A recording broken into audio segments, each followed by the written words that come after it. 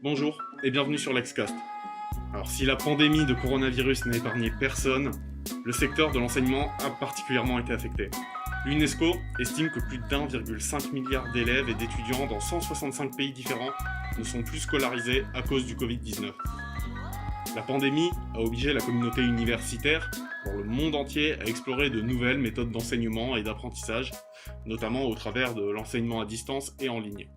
Alors cela s'est avéré difficile à la fois pour les étudiants et les enseignants qui doivent non seulement faire face aux difficultés émotionnelles, physiques et économiques posées par la pandémie, mais aussi faire de leur mieux pour freiner la propagation du virus.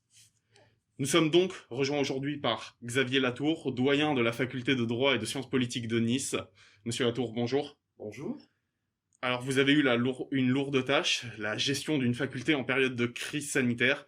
Et aujourd'hui, nous aimerions revenir en votre compagnie sur les moments cruciaux de cette gestion. D'où ma première question qui nous renvoie il y a un an, quasiment jour pour jour, le 12 mars 2020, lorsque le président de la République annonce la fermeture des facultés. Comment faire face à un tel imprévu? Ça a été un choc, je ne vous le cache pas, comme pour nous tous, dans toute la population. Et ce choc, pour y faire face, et je tiens à le dire pour commencer, je n'étais pas seul. Quand on est confronté à une telle situation, l'important, c'est tout de suite de travailler en équipe et de construire un réseau avec les collègues, avec ses collaborateurs, pour faire face à la crise. Alors bien sûr, à un moment, il faut prendre des décisions, il faut trancher. Et à l'échelle d'une faculté comme la nôtre, c'est aux doyens que cela incombe. Mais à aucun moment, depuis un an, je n'ai travaillé seul. Et heureusement. Heureusement parce que je n'aurais pas tenu.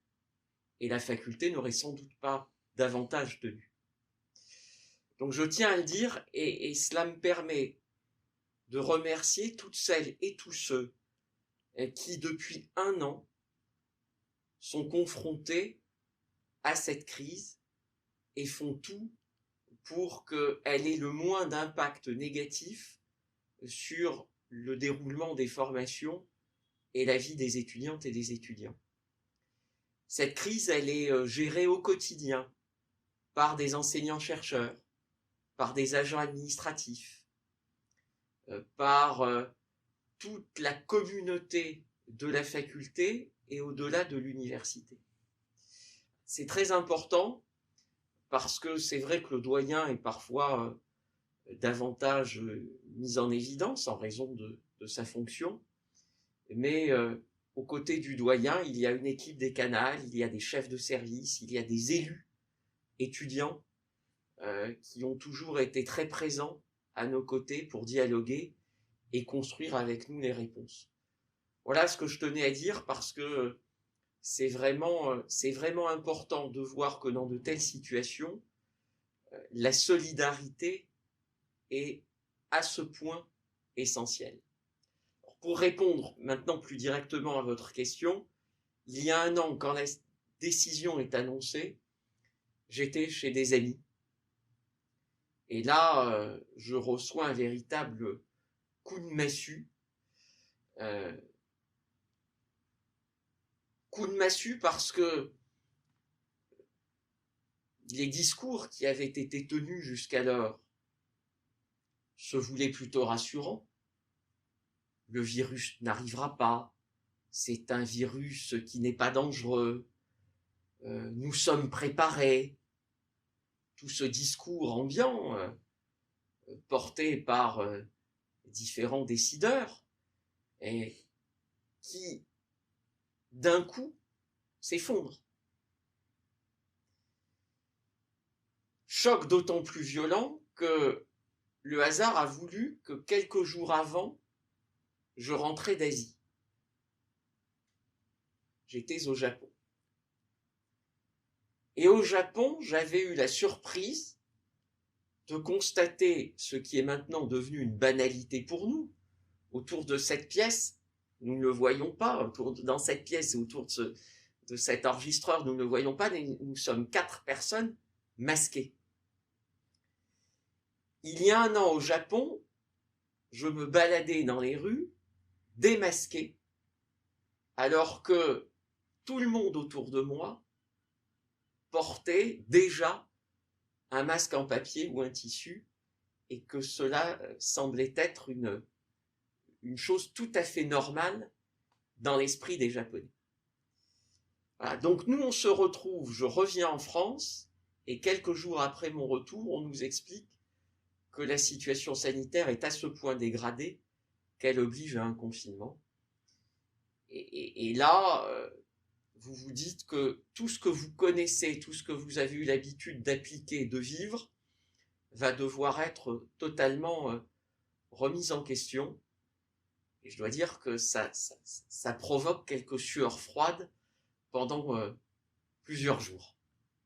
Alors, l'année universitaire 2019-2020, elle s'est terminée avec beaucoup d'incertitudes pour la suite, elle s'est terminée avec un confinement. Mais du côté de l'université, j'imagine que les vacances n'ont pas été de tout repos. Comment s'est organisée la préparation pour l'année suivante?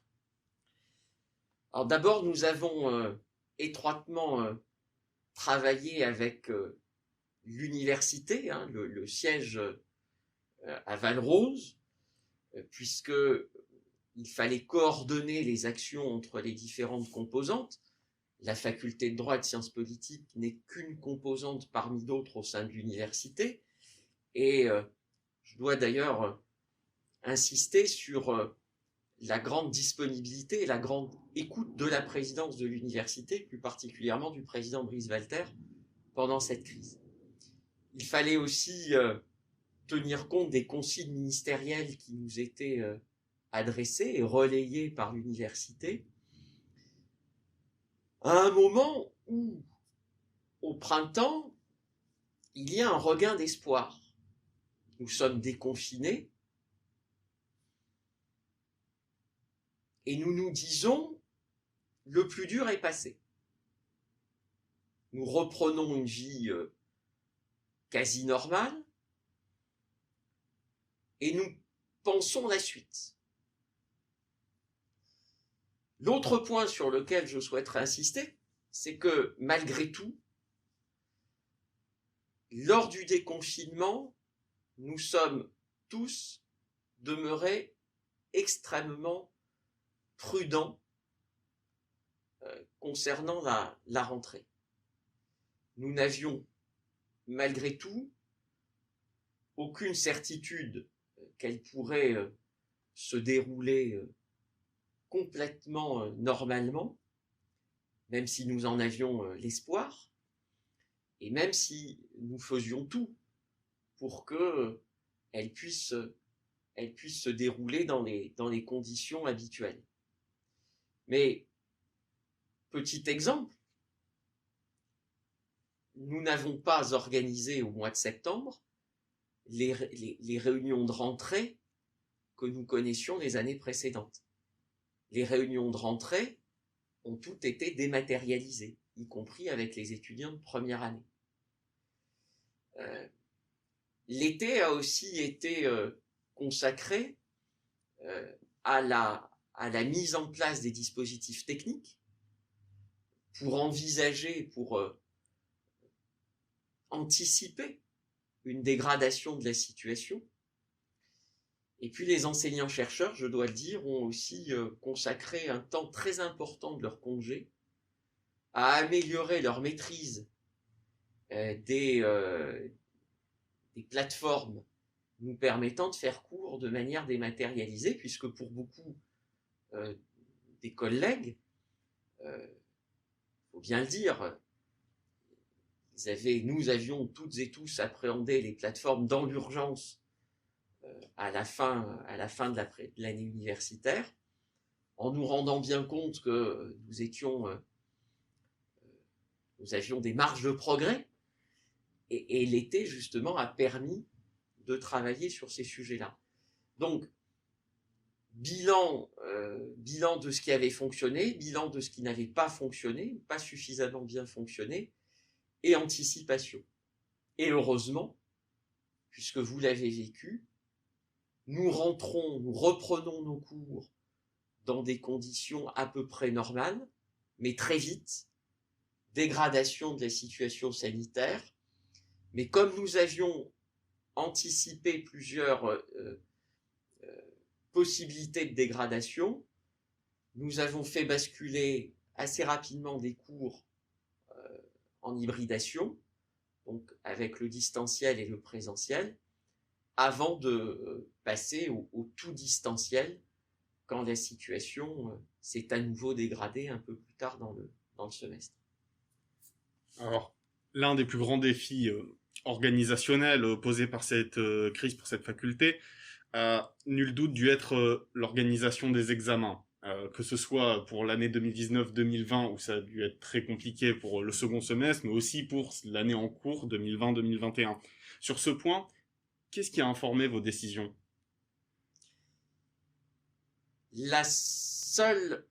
L'unique préoccupation qui nous a guidés, c'est l'intérêt des étudiants. L'intérêt des étudiantes et des étudiants. Sous deux angles. Nous avons rapidement compris que le danger était une dévalorisation des diplômes. Parce que le distanciel n'offre pas, par définition, les mêmes garanties que des examens dans les locaux de la faculté. Donc il a fallu prendre des décisions, parfois difficiles, parfois difficilement comprises aussi par les étudiantes et les étudiants, pour faire en sorte que les examens conservent leur crédibilité, parce que c'était la condition sine qua non pour que les étudiants n'aient pas vécu une année pour rien. L'autre aspect concernant l'intérêt des étudiants, c'est l'équité. Car en pratique, il n'y a rien de plus inégalitaire et inéquitable que des examens en distanciel. Les conditions matérielles d'examen sont très variables d'un étudiant à un autre. Le logement, les conditions de connexion, même si l'université, avec le soutien des collectivités territoriales, avec le soutien de l'État, avait fait de gros efforts pour mettre à disposition des clés 4G ou des ordinateurs. Néanmoins, certains étudiantes et étudiants se trouvaient encore en difficulté. Problème de connexion, problème de logement, problème, il faut aussi regarder les choses en face, de fraude. De fraude. Des étudiants qui recrutaient, qui payaient des tierces personnes pour passer des examens à leur place. Des personnes qui vendaient leurs services sur Internet, sur les réseaux sociaux, aux étudiants, pour les aider à passer leurs examens en distanciel. Des étudiants qui, dans leur famille, ont des juristes. Ou des personnes qui, en tout cas, peuvent les aider. Donc c'est en prenant en compte tous ces éléments qu'il a fallu organiser en urgence les examens du second semestre de l'année universitaire 19-20 et qu'il a fallu organiser au premier semestre de l'actuelle année universitaire à nouveau une session d'examen. Et vous avez constaté que les conditions n'ont pas été du tout les mêmes. Nous avions été contraints de tout faire en distanciel à la fin de l'année universitaire précédente, alors que cette année, nous avons panaché entre le distanciel et le présentiel, et nous avons, à la demande du ministère d'ailleurs, du ministère de l'Enseignement supérieur, de la Recherche et de l'Innovation, qui a bien compris quels étaient les enjeux, à la demande du ministère, nous avons tout fait pour maintenir une part des examens en présentiel, d'où les matières à travaux dirigés qui ont été choisies pour que vous puissiez composer sur place, alors que dans les autres matières, le choix du distanciel a été fait. Voilà ce qui nous a guidés, et voilà ce qui continuera de nous guider, l'intérêt des étudiants. Alors, on vient donc de l'évoquer, sur les outils du distanciel, ça pose énormément de problèmes, mais c'est également des outils qui ont su montrer beaucoup d'avantages dans un contexte de pandémie, et ont pu permettre aux étudiants de continuer le cursus universitaire malgré la fermeture de l'université. Alors, envisagez-vous de conserver certains de ces outils à l'avenir? Je pense notamment au régime qui est en place hybride, où les étudiants peuvent venir en présentiel, mais quand même suivre le cours en distanciel. Cette pandémie aura eu le mérite de nous faire réfléchir sur nos méthodes pédagogiques, sur notre façon d'enseigner, sur les attentes des étudiantes et des étudiants, et également sur les attentes des enseignants-chercheurs. Parce que le distanciel a déstabilisé les étudiantes et les étudiants, mais a aussi beaucoup déstabilisé les enseignants qui n'ont plus, eux aussi, cette interaction, cette interactivité avec le public, avec les jeunes qu'ils ont normalement physiquement en face d'eux. En d'autres termes, le distanciel a complètement bouleversé la notion de transmission des savoirs, de transmission des compétences. Nous n'enseignons pas de la même façon et vous ne recevez pas les enseignements de la même façon. Dans cette évolution, dans ce bouleversement, il y a incontestablement des aspects positifs et négatifs. Des aspects positifs parce que nous nous sommes rendus compte que lorsqu'il est bien pensé, lorsqu'il est bien organisé, un cours en présentiel peut être très utilement enrichi par la dématérialisation. Cette crise a permis à beaucoup d'enseignants de mieux utiliser l'environnement, les outils de l'environnement numérique de travail. Moodle, que vous connaissez bien.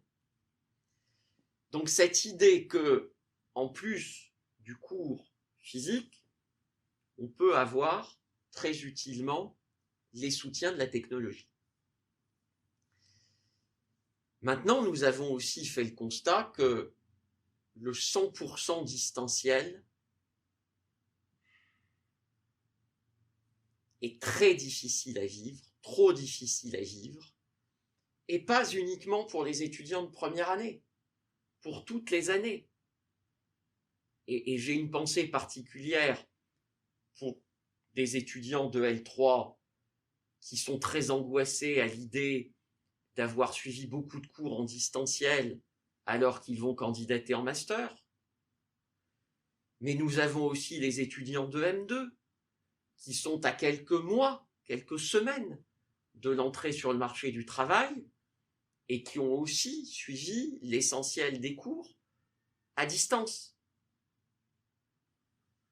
et qui se sont du coup coupés des interlocuteurs, notamment des professionnels avec lesquels ils peuvent échanger plus facilement habituellement.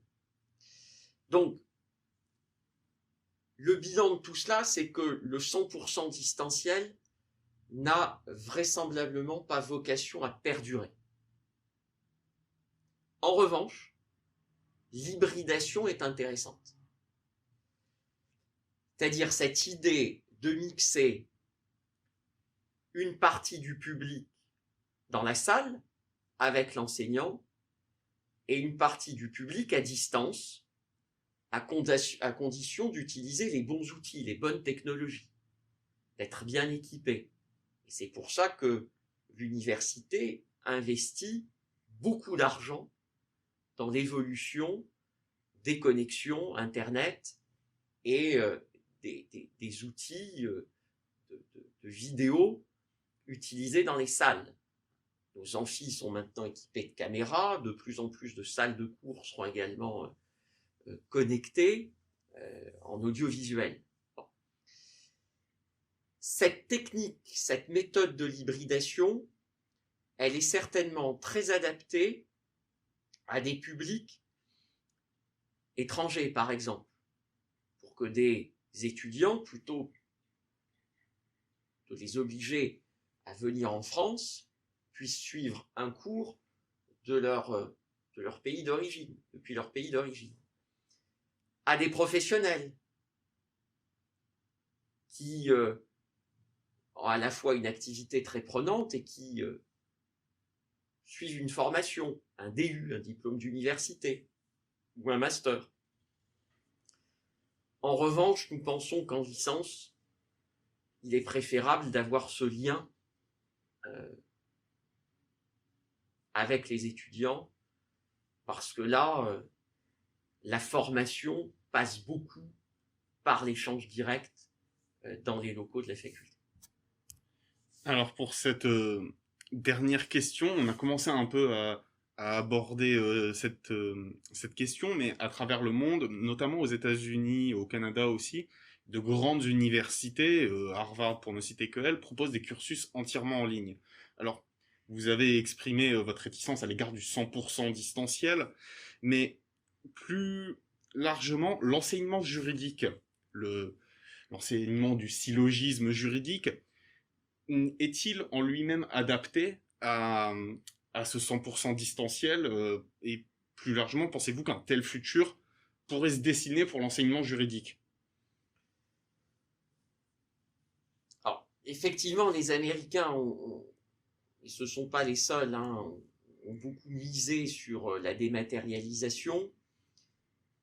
Avec du recul, nous nous apercevons quand même que notamment les MOOC, ces fameux enseignements en ligne, dont on nous prédisait un très grand succès. Il y a quelques années, pas si longtemps, on nous vantait les MOOC comme étant l'avenir de l'éducation. Le constat fait quand même apparaître que, certes, il y a eu un développement de l'offre de formation en ligne, mais avec des taux d'abandon qui sont aussi très élevés. Bon, il faut prendre cet élément en considération. Je me souviens aussi d'une époque où certains nous prédisaient, c'était avant même la dématérialisation et le développement de l'Internet, mais il y a une époque où on se demandait dans quelle mesure la télévision ne pouvait pas être un relais pour l'enseignement. Je constate que la télévision n'a pas été utilisée dans cette direction. Ça n'a pas pris. Tout cela, quand même, incite à penser que l'interaction humaine, le face-à-face, physique, contribue à la qualité de la transmission des savoirs et des compétences. Peut-être que dans certaines disciplines, sur certains cours, certaines matières très particulières et pour un volume horaire limité. Harvard propose notamment sur de l'informatique et c'est là où ça paraît le plus adapté, justement. Il y a sans doute des perspectives très intéressantes et avec une qualité très bonne de ce qui est fait. Mais en tout cas, nous, juristes, qui sommes appelés à travailler avec des clients, quand nous sommes avocats, des usagers du service public de la justice, des justiciables. Ces clients, ces justiciables, vous ne les avez pas derrière un écran d'ordinateur. Vous les avez dans votre bureau, dans une salle d'audience. L'humain, ça s'apprend aussi dans la faculté. La faculté n'est pas un lieu uniquement dédié au savoir juridique. La faculté, c'est aussi un cadre dans lequel les personnalités s'épanouissent. Les savoir-être se construisent.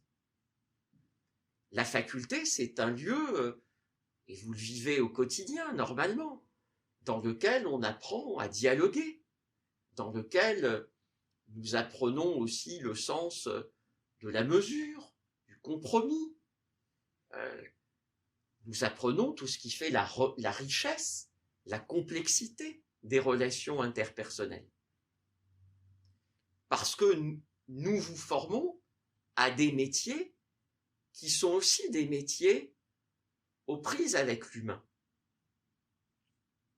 Et voilà pourquoi, à mon sens, le distanciel atteint aussi rapidement ses limites pour ces raisons. Monsieur Latour, merci beaucoup d'avoir accepté de participer à ce podcast. Merci de m'avoir convié. C'était un plaisir et un honneur. Partagé. Vous pouvez retrouver tous les liens pertinents dans la description de cet épisode et on vous invite à nous suivre sur les différentes pages des différents réseaux sociaux pour être tenu au courant de la diffusion et pour pouvoir nous poser des questions si vous en avez. Merci et à bientôt.